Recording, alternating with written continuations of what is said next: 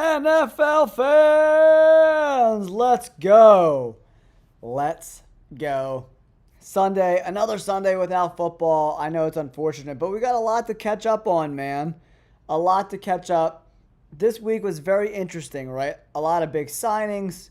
Matt Stafford will not be traded after all. He was able to restructure that contract. Daniel Berry Sports, what is going on, dude?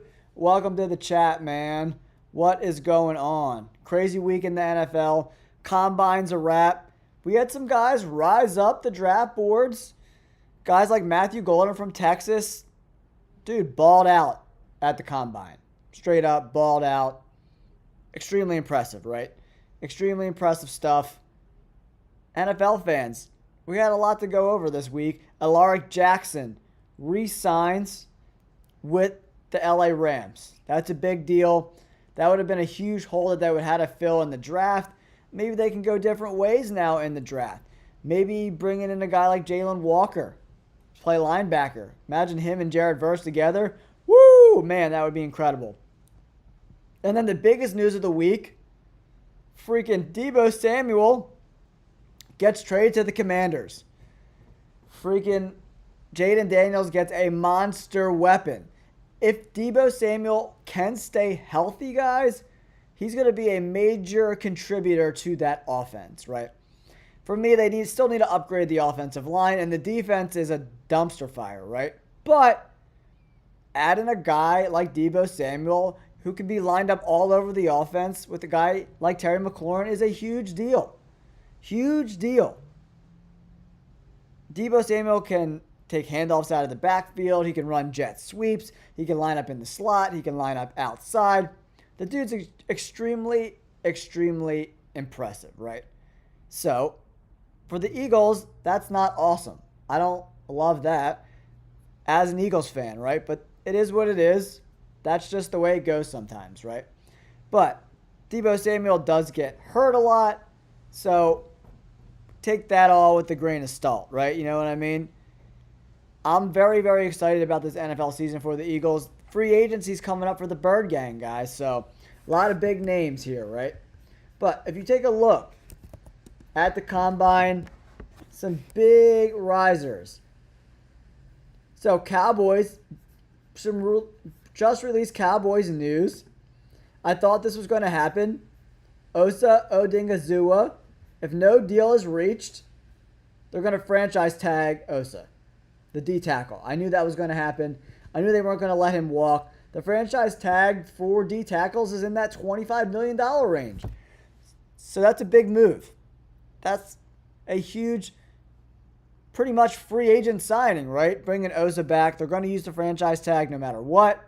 So now the Cowboys can concentrate on other positions in free agency, right? Edge, running back, offensive line. I would love for the Cowboys to sign a left tackle and move Tyler Guyton back to right tackle because he's not a left tackle. He's barely an NFL right tackle, right? So, kid's young. He's got a lot to improve on, but Cowboys fans should be super stoked about that.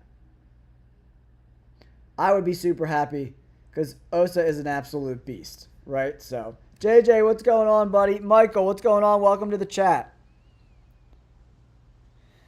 Yeah, Michael, I just released a mock draft for the Philadelphia Eagles, so make sure you go check that video out. I did draft a tight end in the 3rd round, but you're going to have to watch the video to find out who it is.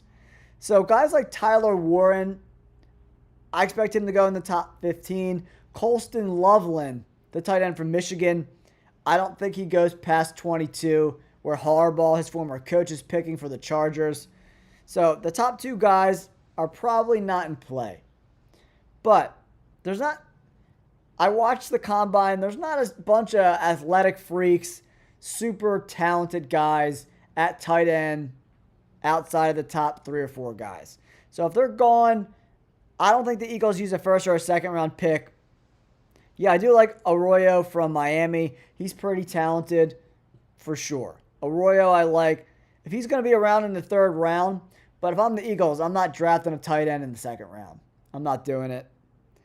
Unless Colston Loveland falls to the Eagles in the 1st round, maybe you draft him there. But, Michael, I just don't foresee that happening. The Eagles have a lot of holes to fill on this roster. And the way Howie Roseman's talking, it doesn't look like we're going to be bringing back a lot of these guys. Josh Sweat is pretty much 100% gone. Same thing with Milton Williams. They're getting both in that $17 to $20 million per year range. That's what I'm hearing. Whether that's true or not remains to be seen. We'll find out in a couple weeks. Yeah, I mean, I just don't love the tight ends. You know, I like the tight end from Oregon. His name is escaping me right now. But, so, Duty, they have $22 million in cap space. They got a big laundry list of free agents.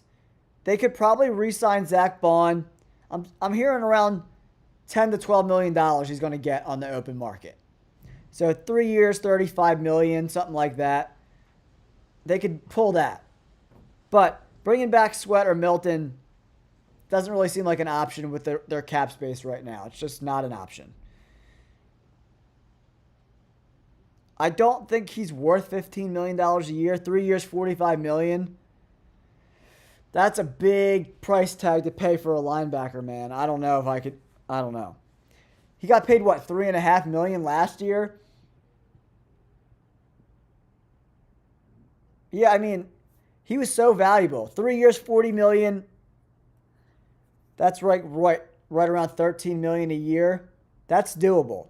3 years, $40 million, I think is doable. Because the Eagles still got to fill some holes, man, you know? Right guard, edge, D tackle.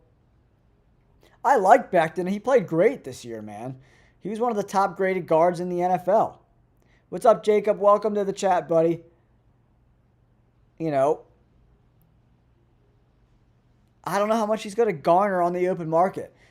Guards are being more and more valued by general managers. He could, dude. He could, because his experience with the Jets was terrible, right? With injuries and bad management, and they didn't know what to do with him and all this shit. But,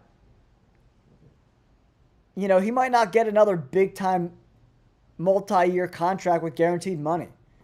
So if I'm Becton, if my deal's not half guaranteed, I'm walking. So he's probably going to be doing that 12 to 15-ish, probably, yeah, maybe more like $10 to $13 million per year for Becton. You know, he proved that he could play guard exceptionally well at the NFL level. A lot of offensive linemen are willing to take lesser deals, but that's if he performs, Duty, right? If he goes back to the old Becton, he won't get another multi-year deal. He'll get a 1 year deal maybe, but he's got to perform. Yeah, 3 years, $33 million. Duty, I think that's right around you're right on the money, dude. Jalen, welcome to the chat, buddy. What's going on, pal? Yeah, I'm going to mix it up, guys. I'm going to try to do some of these horizontal live streams and mix them up with the shorts. The shorts get better views, but I make a lot more money on these type of live streams. Yeah, I mean, Becton's young, but with the injury history and not performing, you know, he might be better suited at the guard spot, right? So maybe the NFL will value him as a guard. 3 years, $11 million. Duty, that sounds about right. But they do have Tyler Steen in the wings. Yeah, a lot of it's going to be who's available, Michael, right? Shamar Stewart, Nick Scourton. Hold on, let me grab my notebook. I've been taking all my notes on all these draft picks, guys. I got all their times. I got everything. Look at that, boy. Look at all these numbers. We did it right. We did it right. Who's going to be available? I like Ezeraku from Boston College. Yeah, I don't think you want to double dip at edge, man. The Eagles got more holes to fill. I like Ezeraku. Princely Uman Milan. Landon Jackson is rising up draft boards. He had a great combine. Shamar Stewart, not super productive, but he looks pretty damn good at the combine. Super physical guy. A lot of tools. Thanks, JJ. I appreciate you, buddy. You know, we're going over edge defenders right now. Guy, I don't think Mykel Williams falls to the Eagles at 32. He played this year a little banged up. I don't know. I think you got to go D-tackle, Michael. Like guy like Darius Alexander makes a lot of sense. Josh Framer, Derek Harmon from Oregon. You know, looking at these times, Shamar Stewart's very athletic from the edge. Yeah, I'm curious to see how these running backs fall. We would love a bunch of running backs to go in the first round. We would love Amarion Hampton and Ashton Genty to go early. So the Eagles, you know, get a better pick because we're obviously not going to draft the running back in round 1. Walter Nolan, TJ Sanders. I don't know if any of these guys make it down to the Eagles. We'll have to see. I'm looking at some of my combine numbers. Yeah, with Milton Williams and Josh Sweat most likely going to be gone, guys, I just don't foresee any way that the Eagles can pay to bring those guys back, man. I just can't see it. I don't really think that's possible. I just don't see how it's possible, guys. But yeah, Deebo Samuel going to the Commanders is definitely something the Eagles are going to have to deal with, right? So it's a little crazy. Moving parts everywhere. Free agency opens up very, very shortly, guys. So in a couple weeks, we're going to start to see some of these moves happen. Oza Odingazua. So Miles is under team control for a little while with his contract, right? But the Eagles picking at 32 this year and probably in the bottom 5 next year, you're probably going to have to give up two first rounds. Like I don't see any other way that you bring in a guy like Myles Garrett without giving up 32 this year and probably a number 1 next year. Are you willing to do that for Myles Garrett? Maybe you get them to throw you a bone like a 4th round pick in return or some bullshit like that, but yeah, I don't think the Browns are going to be interested in players. They want picks. Because players don't have as long as contracts under team control, right? So that's why you don't really see a lot of premium players like Myles Garrett bringing back other players. What player would make sense to the Browns? There's no one on the Eagles roster for me that makes any sense that's under team control for a while and is not going to break the bank. It just makes, when I look at the roster construction, it makes no sense to me, right? Like, if I'm the Browns GM, I want 2 first-round picks. I don't give a crap about the second-round picks because when you draft in the first round, you get that extra year of team control, 5 years.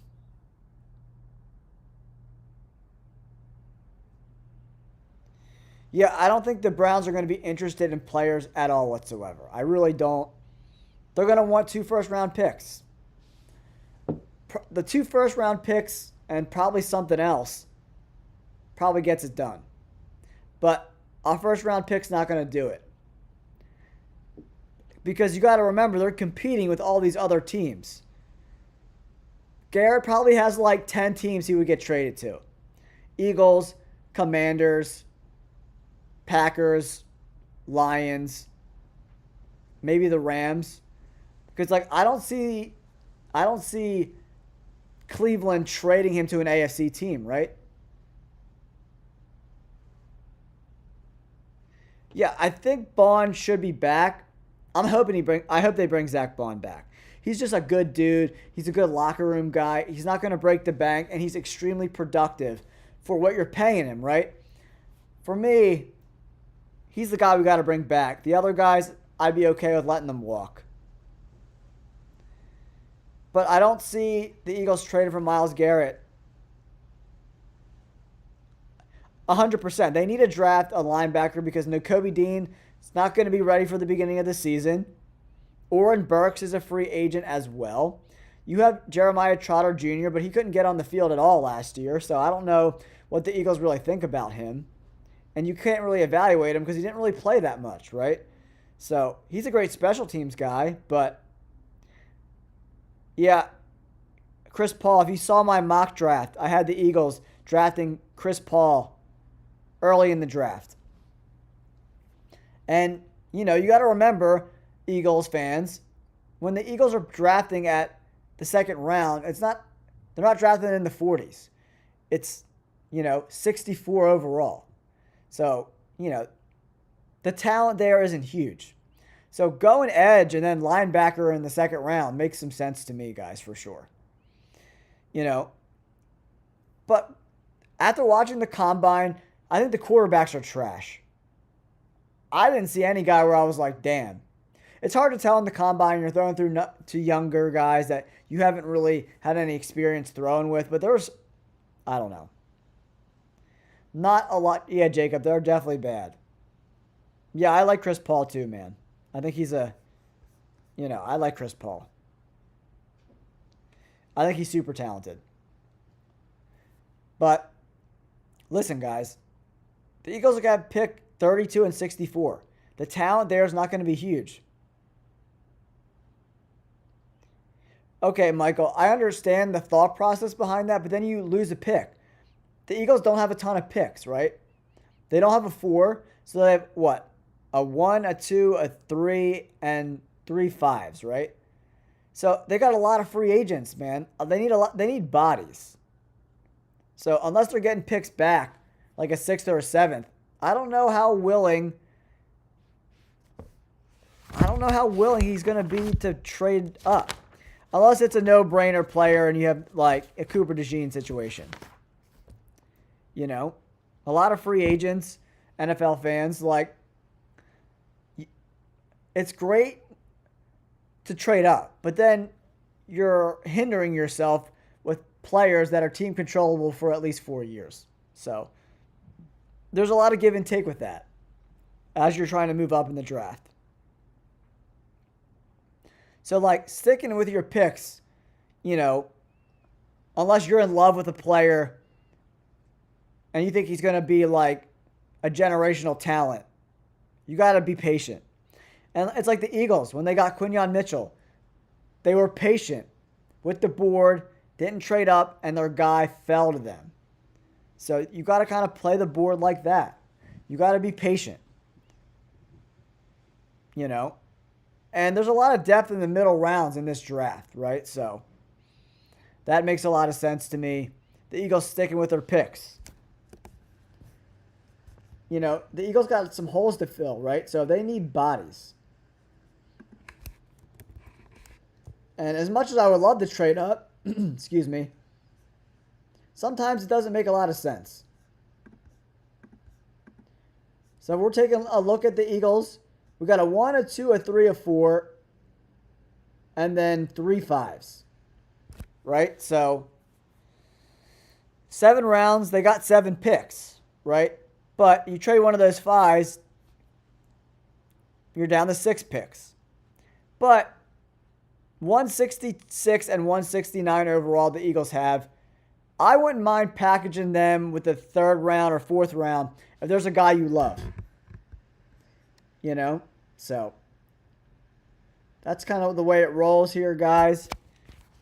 I'm going to put out my big board very, very soon. So make sure you guys stick around for that. If you're an Eagles fan, I just put out a new mock draft today. Make sure you check that out.